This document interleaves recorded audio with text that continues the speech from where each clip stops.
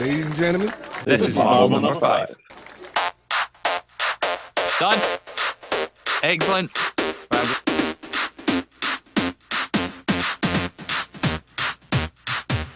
Yes, we are back for another Marble, the 5th and final Marble of the season. Chris, why are we marbling again? Well, 1, because people keep messaging me, asking me when we're going to do more marbles, and 2, because we need one more person involved in the Eliminator. I'm not going to bore you explaining what the Eliminator is. If you don't know, go back and check your emails. But essentially, don't finish last for 6 weeks and you'll win some money. It's as simple as that. 8 people have already qualified by finishing in the top 2 of their groups. They are Andrew and John from A, Nick and myself from B, Gabs and Mark from Clyde, and Scott and Josh from the Veterans. There's also 3 people who qualified as wildcards, aka the people with the best records that weren't already in the top 2. They are David, Roger, and Ryan. Well done to all you 3. You are locked in. Those 11 are locked in and cannot be changed, but we need 12 as 2 people get eliminated every week. So to get one more, we are going to do one last marble run for this season of everyone else who's in the group. The other 22 people will all be in this marble. Eventually, when we end up with 21, 9 of those people will go into competing for the Wooden Spoon Award, and the other sort of middle group, they'll be competing for the mid-eliminator. But in the meantime, we need one more person to join those 11 that we've already picked out. Let's get this 12 sorted, and to do that, I need my trusty commentators for tonight's event. Let's bring them in. So first up, we have a man who this time last year sat 21st overall, 13 games off the lead, and with the 8th worst record. This year, he's leading the league by 3 games with an unprecedented win rate of 70%, which has never been done before. I know because I went through 9 Google Sheets pages to find the actual answer. Scott McCabe, how have you done this? Game's easy, mate. I've got a theory. I think that when you moved to Iceland, you've manipulated the time difference so that you see the games before the rest of us. Well, So did you know I actually live on the North American continental plate? So I'm one step closer to the games. There you go. There you go. Maybe I'm getting all the London games wrong now. I haven't checked that. Good point. Good point. Also joining us tonight, this time last year, he was top of the Elite Super League with a 4-game lead and the second best overall record this time round. And I hate to bring it up, Matthew, dead last in the Veterans division. However, this week he did close the gap to just 3 games to James, who is above him. Matthew, my guess is that you've been playing to win the Wooden Spoon Award since day one. I think joining the Veterans division was probably the worst thing that's ever happened to me. I think it was the pressure that got put on me is where it's all went wrong. I was actually going for a 50-50 win-loss rate throughout the whole thing, see whether I could do that. Then I did really well last week and it's ruined it, so I need to do a really bad week. But Wooden Spoon would be nice. If I can get Wooden Spoon with 50-50, that'd be good. Yeah, so tell me honestly, you have a shot at either competition. You could be in the Eliminator with the big guns, winning the big prize, or you could be in the Spoon. Do you want to win the Spoon, or do you want to win the Marble for a second time and get into the Eliminator and win more money? What means more to you? I don't want to influence the Marble by saying one way or the other. I prefer the Spoon, but am I saying that as a double bluff so that Marble hears me and puts me out of the Wooden Spoon contendership? I don't know. As a Wooden Spoon owner, Spoon. I've got to say, it's pretty nice. I think I have the world's most expensive Wooden Spoon as well. Chris sent it to Iceland for me, forgetting that Iceland charges import tax on everything plus fees. Yep. How much money did you have to pay just to get out of the post office? Almost £15. Almost double the value of the spoon itself. As well as them, we have Scott Hasty, who, in the first year of the Eliminator, won the whole thing. But that was also the last trophy he won in SNFL to date. So is the Eliminator cursed? Scott, you finished one game outside of qualifying this year, which was very tough to watch. But this puts you in a great spot to be the first ever winner of the mid-eliminator. So same question to you that I asked Matt. Where would you prefer to be? Do you want to be in this new competition, or do you want to be back in the eliminator where you've been before and won before? Well, let me tell you something, guys, okay?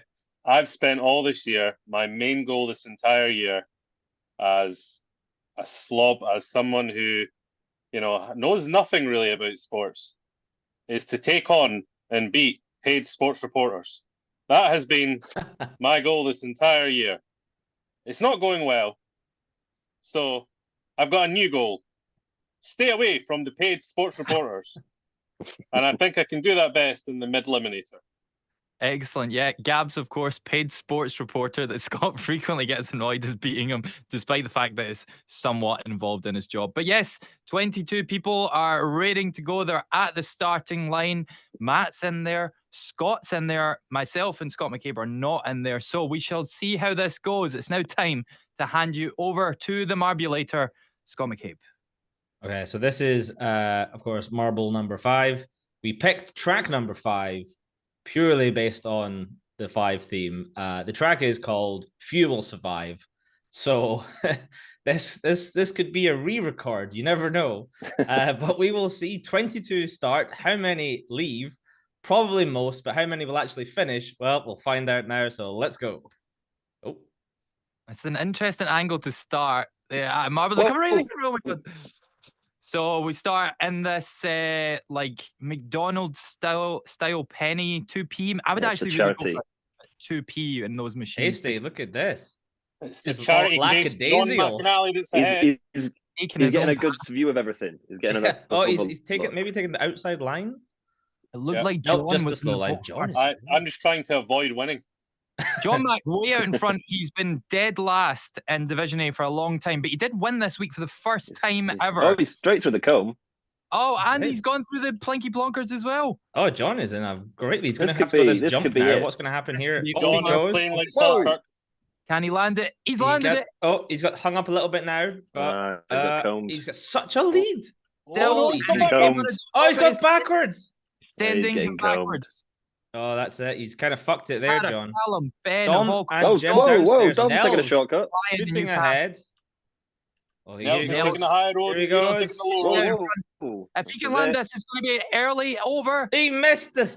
He missed. He's dead. He's gone. Nelson's dead. Robbie's gone. Sarah's in. Sarah's in the wall. Sarah's in the wall. Where will everyone else finish? There's already many, many deaths. Stacey, dead. Hasty, sorry, you're dead as well. Ennis, dead. Jim, dead. Dom, dead. Oh my God, this is dramatic. Wait. Is anyone else going to survive? Other person. Matt survived. Oh. Matt, you're in. We got 3 survivors. Daniel, pressure's on. Nope, fucked it. No. Matt, you nearly did it again. You nearly did it again. It's fine. That's what I wanted. That's what I really wanted. But we have to give the devil her due. Sarah does it with a lead of 20 seconds over Matthew. Wow. She ends up... Are we the 2 worst? Me and Sarah. What, in general? Or? Yeah. Let's check the leaderboard here, because I wrote it down earlier to send to Scott. And it's not far off. I think John might have given you a run for your money. Where's the full list again? So but they're in alphabetical order because I'm an idiot. Yeah, I think that that would be right. So this is almost interesting because it's almost the complete opposite of what it should be. I'm gonna quickly go hide our faces for once so we can see the full finishing order. 1, 2, 3, yeah, all right. 1, 2, 3, and then DNFs all the way down. Yep, Sarah with a record of 84 and 96 as it stands. Matt, you have 97 and 83, which is only the 3rd worst record. George is in between you at 94 and 86. But yes, well done to Sarah. You know what? We can reveal this now. We did a dry run just before this to make sure that this course would work. Matt, what happened in the dry run? Sarah was the only one that made it. Everyone else died. And we said straight away, it was like, whatever happens, this doesn't count. But it happened anyway. You know what? You sometimes people try and influence the marbles. People try and rub the marbles the right way. But when the marbles have said one thing that's going to happen, that thing happens. Sarah's Chris, clearly the it's marble whisperer. It's really, really just like the famous saying: you wait so long for one Sarah to come along, and then two Sarahs come along at once.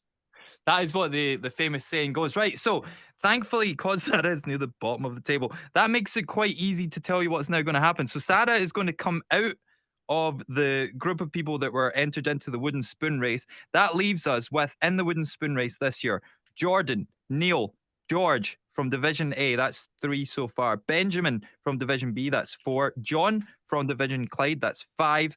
And then 6, 7, 8, 9 are Martha, Dom, James, and Matt. Matt, you got your wish. Coming for that spoon.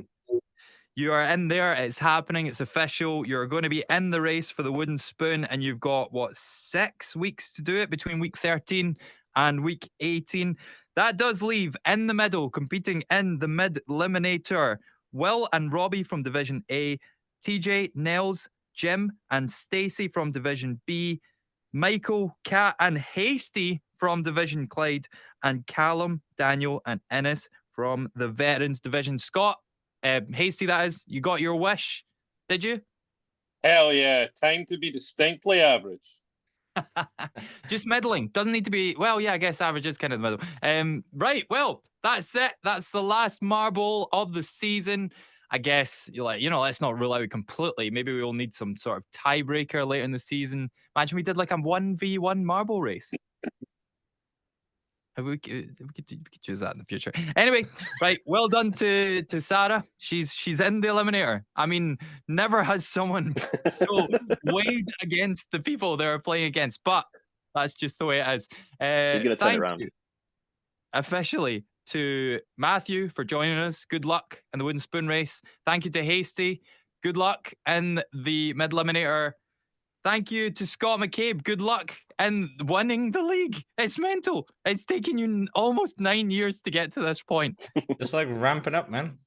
Yeah, let's see what happens. It's good as well because, I spent a lot of time staring at spreadsheets. But you and Nick are going head to head pretty much on this. Well, I mean, sure. If I have to turn around and look behind me, then yeah. But, often, considered controversial team pick, you and Nick both cancel each other's out by having the same team. So it's straight picks from here to the end of the season. I'm excited. I think you can see the sweat dripping from your brow. But until next time, enjoy, get your picks in. Hope you do well in whatever competition you're running, except any competition where you're facing me, and I hope you do ever so slightly worse. But thank you very much, and we'll see you next time. Bye!